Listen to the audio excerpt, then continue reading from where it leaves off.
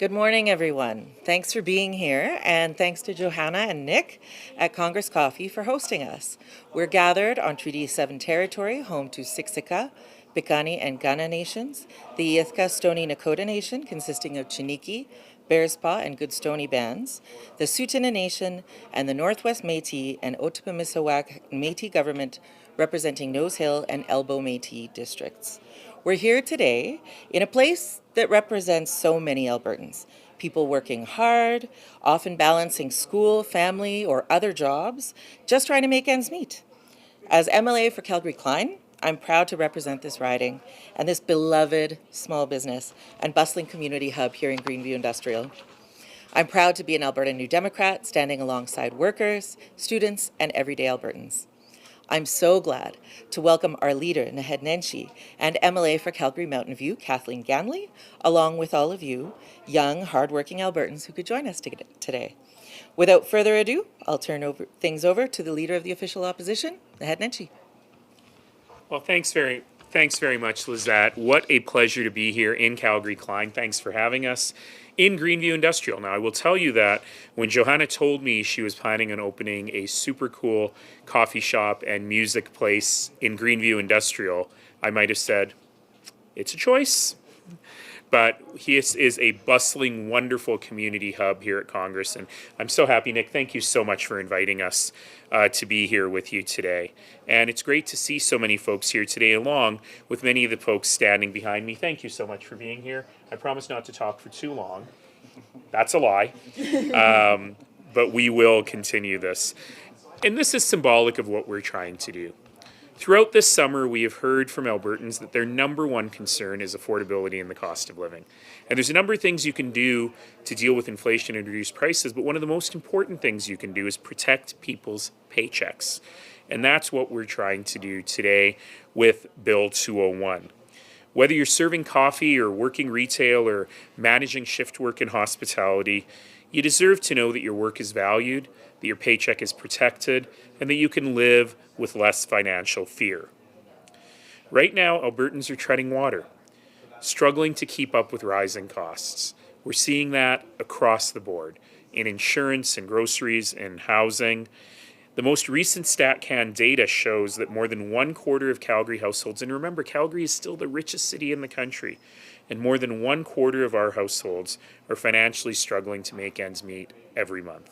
1/3 of Calgary households, including many, many people who are going to work every day, are struggling with food insecurity. Albertans are working harder than ever and falling further behind. Our government, the UCP government, has failed to take any meaningful actions to reduce the cost of living. They've actually made life much more expensive. Higher insurance premiums, skyrocketing utility bills, and an inability to control the cost of housing. And to make matters worse, minimum wage here in Alberta has not increased since 2018. It is now the lowest in the country. The richest jurisdiction with among the highest cost of living and the lowest minimum wage in the country. In addition, we have the highest rates of youth unemployment in the country and the highest unemployment rate for people overall outside of the Maritimes, outside of Atlantic Canada. That's why we're taking action to protect Calgary's paychecks, and that's why I'm so thrilled that my colleague Kathleen Ganley has introduced Bill 201 in the legislation, the Protect Workers' Pay Act. This bill would increase the minimum wage and help protect your paycheck. We're here today because we want people to know that Monday is a crucial day in the legislature. This bill will come up for a vote. This bill that will increase the minimum wage in a way that is methodical, in a way that will not badly impact business, but will really help people earning minimum wage. In fact, it'll help all wage earners in Alberta. This bill that will protect servers and hospitality workers so that tips that customers give do go directly to them comes to a vote on Monday. We'll all vote for it. But on Monday, it'll be up to the UCP. It'll be up to the United Conservative Party MLAs who will decide whether Alberta's minimum wage will finally increase, whether we will no longer be the only jurisdiction in Alberta that does not index the minimum wage to inflation, and whether we remove the minimum wage. Or whether we will, the youth minimum wage, or whether we'll remain the lowest in the country. Bill 201 is a chance for all MLAs to vote in favor of workers, in favor of affordability, in favor of better wages. It's an easy yes for us, and we hope it's an easy yes for Alberta's UCP MLAs. But Kathleen Ganley is here, and she's actually going to walk you through some more details on the bill and what we hope to accomplish. Kathleen? Thank you. Thank you, Naheed. On Monday, every MLA in Alberta will have a choice. They'll be able to vote to support workers and affordability, or vote to keep Alberta's minimum wage the lowest in the country. Bill 201, the Protect Workers' Pay Act, is a straightforward, practical solution. First, it would increase Alberta's minimum wage. It would go to $16 this year, $17 next year, and $18 in 2027. After that, it would index to inflation so that it keeps pace. Bill 201 would also eliminate the youth minimum wage. Many people don't even realize that here in Alberta, you can pay people under 18 as low as $13 an hour for the same work as other people getting paid more. Can you imagine trying to save for university or college on those wages? This youth minimum wage was implemented by the UCP in 2019, and it has done absolutely nothing to support youth employment. On the contrary, Alberta now has some of the highest youth unemployment in the country. Young Albertans deserve equal pay for equal work. Bill 201 would also introduce tip protections. When people tip, they expect it to go to the workers who serve them. This bill would make sure employees who have earned the tips get to keep them. It excludes managers from tip pools unless they perform the same work as the employees. So for small business owners in very small businesses who serve as a cook, they would still be eligible to earn tips. Most provinces have already stepped up and passed similar legislation to protect tips, and it's really time that Alberta did the same thing and caught up. In developing this bill, we talked with the Chambers of Commerce, with small business owners, and with workers to understand how to get the best approach. What business told us is that they need time to plan for cost increases. So we balanced that against the fact that for workers, this really is urgent, with many having to work multiple jobs or rely on food banks just to stay afloat. While costs have ballooned, wages haven't been keeping up. Minimum wage hasn't gone up in this province in 7 years. If this bill comes into law, we would continue to consult with small businesses on what would best support them. Many are dealing with large increases in costs like insurance or rent and food, things that the UCP have been very clear they have no intention of doing anything about. I would now like to turn things over to Sam, who can speak more to what this bill would mean for young Albertans who are just trying to get by. Thank you. Good morning, everybody. My name is Sam La Liberté Mote. I'm a first-year university student, which means I am no stranger to a tight budget. Like almost all university students, I work part-time in order to cover my tuition. The reality is, without tuition support, I simply would not be able to cover the cost of my program. Many of my peers are working harder than ever at wages as low as $13 an hour. Bill 201 offers a way forward for young people.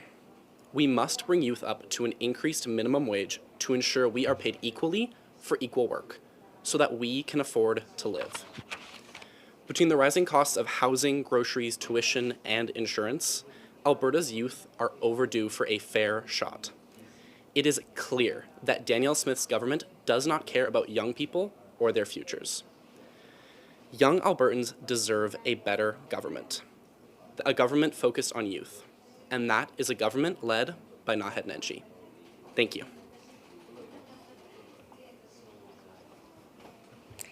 Thank you so much, Sam. I want to invite our next speaker, Sahaj. There you are. Hello, everyone. Thank you, MLA Nenshi, MLA Ganley, and MLA Tejada for having me. My name is Sahaj, and I'm an accounting student at SAIT who also works part-time. Balancing school and work is stressful enough as it is. between classes, assignments, and exams, and shifts at work, my attention is constantly being pulled towards everything. So, on top of that, affordability is kind of a real challenge. Tuitions, phone bills, even just budgeting for meals. It all adds up, everything seems to be getting more expensive. And increasing the minimum wage would give not only a breathing room, but would also allow students to focus more on studies and without any constant worrying about tuitions or their groceries or their other expenses. I really hope MLAs will support Bill 201 for the sake of hundreds and thousands of Albertans who are in the same boat and who are just trying to get on by 15 an hour. And that's all. Thank you so much.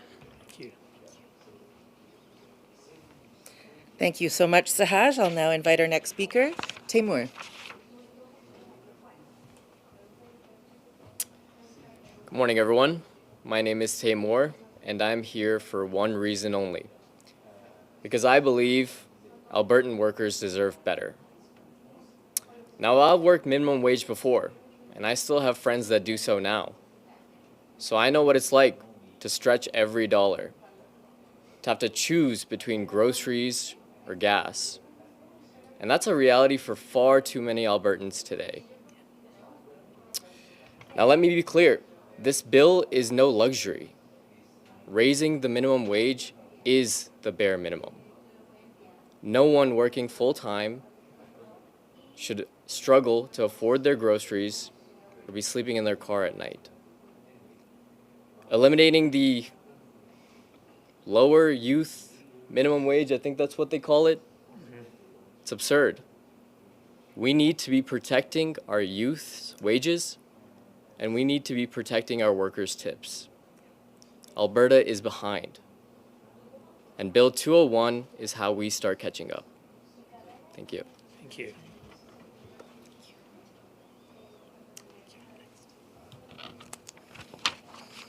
All right, and next up we have Kathleen Ganley again.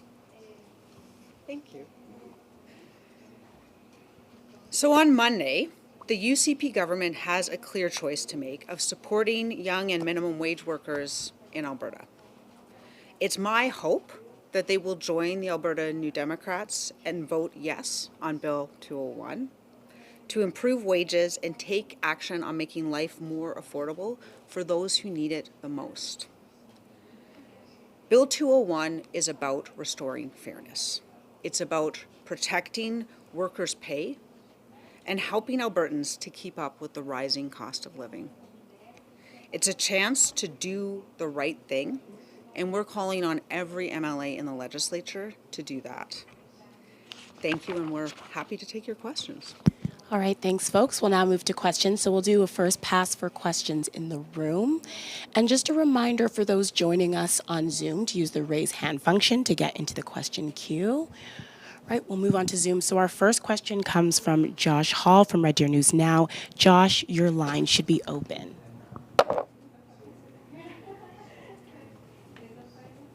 So yesterday, the Alberta Living Wage Network put out its latest report, and most municipalities are over $20 in terms of what will be needed for somebody to be able to live and not have so much stress. And in a statement yesterday that we received from the UCP that we haven't published just yet, they mentioned that between 2015 and 2018, 21,000 young Albertans lost their jobs as a result of the 47% increase to minimum wage. Obviously, that's a shot at the NDP because that's when the party was in power. I'm hoping you can first off just respond to that. Yeah, so I think the first thing to say is that they're pulling that number from a UCP report that was designed to essentially generate the results that they are now citing. So they wanted evidence that minimum wage increases harmed youth employment, and they went out and sought it. And I mean, you can get a report to say just about anything. What I would say in terms of the facts is that currently Alberta has the lowest minimum wage in the country and an even lower youth minimum wage, and we have the highest youth unemployment in the country. So obviously those things are not correlating in the way they would suggest. I also think it's worth noting that a Parkland Institute report talks about hospitality and food services, which is the sector in which most minimum wage jobs exist. And it actually added jobs every year between 2015 and 2019, over 13,000 over the course. So I think this is about that, but it's also about the fact that I believe that same report, the living wage report, says that now here in Calgary, the living wage is $26 an hour. So, this bill proposal, it's not radical. It's phased in over time to recognize the needs of small business, but we do need to do something. People who are working full-time jobs are relying on food banks to feed their kids, and that it's not right. Do you have a follow-up, Could I Josh? follow up? Yeah, go ahead. Yeah, thanks. Thank you. In the same statement that I was alluding to that we received from the UCP, they mentioned that Alberta has the lowest provincial income tax. They mentioned that there's no PST. They say Alberta is the best place in Canada to live, work, and raise a family. They say they're cutting taxes. And they mentioned the Alberta Youth Employment Initiative. Just reading the tea leaves, it doesn't really seem like they have any interest in raising the minimum wage. So come Monday when that vote occurs, and I don't want to say it's inevitable that they're going to vote against it, but let's say they do, then what would the NDP's next step be, and how would that look on Alberta, do you think? Great, thanks for that. I agree with one thing in that statement, that Alberta is the best place in the country to live, to work, and to raise a family. But the Alberta Advantage is eroding, and it's eroding quickly. So despite all the things they say, their biggest affordability measure was that they gave people a maximum $2 a day tax cut, which was immediately eaten up in most cities by the massive increase in property taxes that the UCP put in the same budget. They increased property taxes here in Calgary by 15%. So it's all smoke and mirrors. But what we know is since the UCP took power, utility rates have as much as tripled. Housing has gotten more out of control, and we continue to have the highest auto insurance rates in the country. And their plan to regulate auto insurance rates increases them by another 7.5% come January 1st. So we'll go from the highest in the country to the highest in the country. 31% of Calgary families struggle to make it to the end of the month. 1/3 of Calgary families, people working full-time, rely on the food bank. That's no Alberta Advantage. If you go to work every day, you deserve to live without fear when you get to the till of the grocery store. And fundamentally, that's all we're asking for. So unlike the UCP, we've talked to workers, we've talked to small businesses, we've talked to the chambers of commerce, we've talked to large businesses, we've talked to labor. And we think that what we're putting forward is a thoughtful, reasoned way. Look, if we wanted to go straight to living wage immediately, it would make a lot of difference for a lot of people, but it would also be very disruptive. So we're being measured, we're being thoughtful. The UCP is burying their head in the sand and pretending there's nothing to see here when poverty and real challenges that people are having every day are growing in ways that should never happen in a jurisdiction this rich. So the UCP has a choice on Monday. Their choice is to vote for this bill or to continue to do nothing for workers and for low-wage earners in Alberta. We, however, will continue to fight, will continue to protect people's paychecks, and I can't say too much because of weird legislative rules, but relatively soon we will have another motion before the House that will help Alberta take real action on grocery prices. So we will continue to fight for citizens, and we will continue to fight to protect people's paychecks. All right, our next question goes to Jack Farrell, Canadian Press. Jack, your line should be open. Awesome. Can you guys hear me? Yep. Awesome. Sorry for an off-topic question. I wanted to ask you, essentially for your response to Angela Pitt, kind of going after one of her own constituents and saying that he's weaponizing his position as a high school principal in pushing his recall campaign against her. What are your kind of thoughts on that and Pitt going after a constituent? It's absolutely disgusting. This is the UCP government that, when a student disagreed with them, suggested he be spanked. And now, when a constituent suggests that they disagree with her, she says that they're abusing their taxpayer-funded position. Note to Angela Pitt, you're abusing your taxpayer-funded position. Right. You're using government resources, taxpayer resources, to go after one of your citizens. I think it's disgusting. But it's very, very clear what is happening here. UCP members are being, if you're being fancy, hoisted on their own petard. If you're being less fancy, they're in what the internet calls the find out phase. They passed this legislation. As recently as a year ago, Danielle Smith was cheerleading for this legislation when it was used against Jyoti Gondek in Calgary. And now suddenly they're saying this is not the point of recall legislation. Folks who believe that if they got the Conservative nomination, they'd have a job for life and never face any criticism, are suddenly having to talk to their constituents. And their constituents are mad. So whether you're Demetrios Nicolaides or Angela Pitt or Dale Nally or RJ Sigurdsson, you're starting to hear criticism. Oh my goodness, you actually have to talk to citizens. And they're responding with anger and an unbelievably thin skin. Here's the deal. I don't like recall. That's not a legislation I would have put forward, but it is the law. And for them to now pretend that it was only for people with criminal records. If that was the rule, they should have just written a law that said if you have a criminal record, you can't be an MLA. But they didn't do that.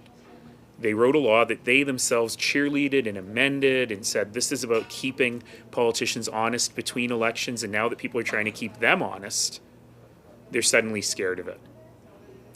The Premier in the legislature actually compared grandmas going door to door in Bowness talking to their neighbors to militants trying to overthrow the government. That is contempt for citizens. You believe in democracy, it means you believe in democracy for everyone, not just people that agree with you. Right, and do you have a follow-up, Jack? No, I'm good, thank you. Awesome, we'll do one last pass for questions. All right, and with that, that concludes our press conference. Thanks, folks. Thank you, everyone.